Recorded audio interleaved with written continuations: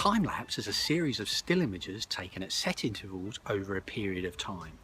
If you put those into a special piece of software and create a video file, when you play it back, it looks like time has accelerated. Now, creating a time-lapse is easier than you think, and there's lots of different ways that you can do it. You could use a trail cam. Many trail cams these days have a time-lapse function built in. It makes it really easy. You could use a smartphone. Now, this smartphone has a time-lapse function, and there's probably an app somewhere that can help you do that. Again, makes it really easy. Or you could use a compact camera. Now, some compact cameras may have a time-lapse function, but most of them don't. So how do you create a time-lapse using your compact camera? One of the most important things to try and do when you're creating a simple time-lapse is to try and keep your camera as still as you can. Now, there's lots of different ways you can do it, and the easiest way is to pop it down on a hard surface somewhere. A chair or a fence, anything like that will do. But even better than that is to use one of these.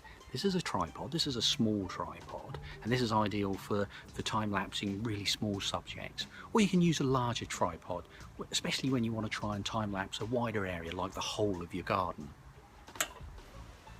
So I've got the camera on the tripod, it's nice and sturdy. I've got it pointing at the area that I want to capture the time-lapse of. So all that's left to do now is take the photographs. Now I'm going to capture a shot every 10 seconds for about half an hour, and then when I've finished I'm going to upload it to a piece of software called Windows Movie Maker. Now I'm going to use that because it's relatively simple and it's freely available on most computers.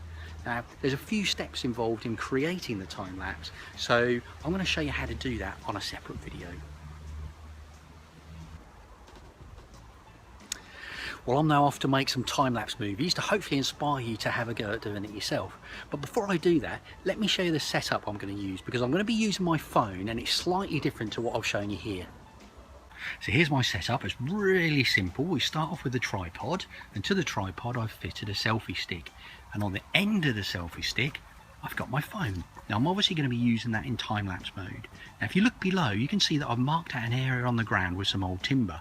Now that's showing the edges of the frame covered by the camera. So I know that if I place anything within that area, it's going to be nicely framed in the final time-lapse. Right then, let's have a go at making some time-lapse movies.